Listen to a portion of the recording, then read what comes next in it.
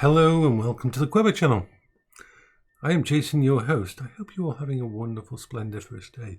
It's quite late for me to do an upload.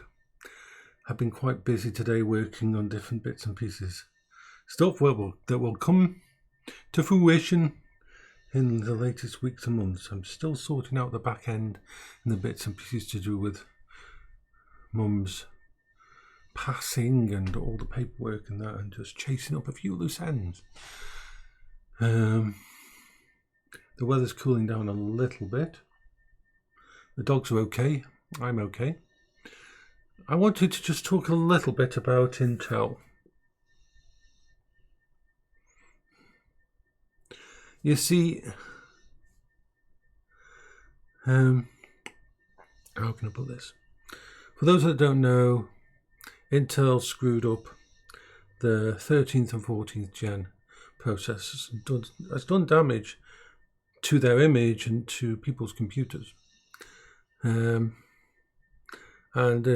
people online who've done smarter than me. They've done far, gone into deeper. You can look it up on YouTube. I saw people saying, "Yay, Intel's going to burn. Intel's going to burn." That's not a good thing.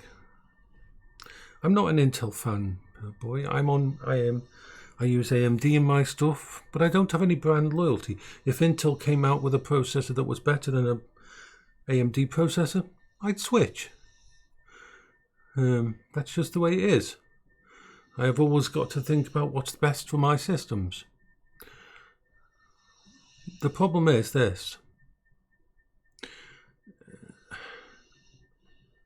Intel is not too thingy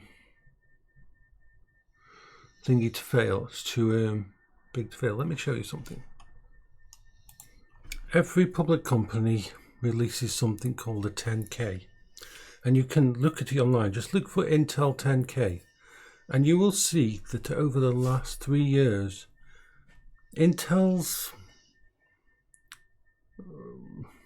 has been heading in a downward slope.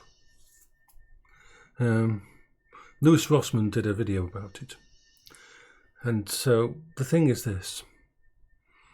Intel isn't looking that healthy at the moment. They've had quite a few issues recently. And a lot of people have been switching to AMD systems. Even when it comes, I'm not just talking the baseline stuff.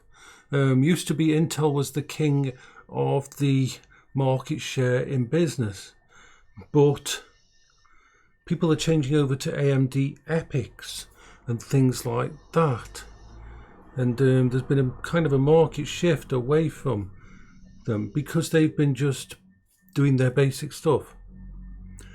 Now, why aren't I happy about this? Because the reason that AMD pushes the limit so much is because they've got Intel as an opponent. Just like we have Nvidia and AMD. They work better opposing each other.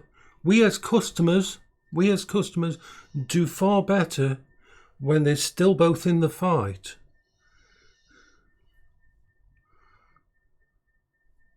Same for CPUs. We, long term, as customers, do better if there is two big makes out there. Yes, there's ARM as well, but that one isn't really the same kind of thing. If,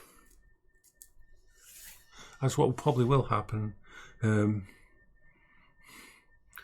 going to probably have to spend billions repairing and replacing CPUs, which they should do. They're going to have to drop down their research, their innovation, and that they won't have as much money. They don't have a lot of working capital. Intel doesn't. If you look at their 10K, they do not have a lot of working capital. If they have to shift a load of their working capital into paying off all the people that have been thinking, which they should do, I'm not saying they shouldn't. In the long term, we're going to lose out because Intel's, you may think, oh, boo-hoo, they've got lots of money. No, they haven't. They've been on a downward trend even before this, and this could be a problem for them. I'm not saying they'll go bankrupt or anything, but I do think they're going to be on the back footing for quite a while, which will allow AMD to rest on their laurels. And we know how that goes for us.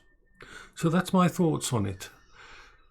I don't think anybody should be celebrating this kind of harm because it has a knock-on effect.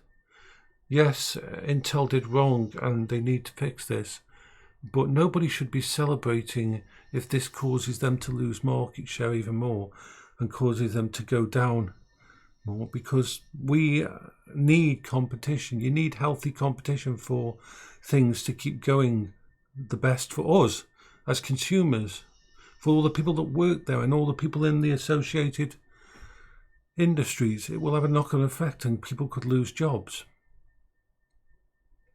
So that's my thought on it.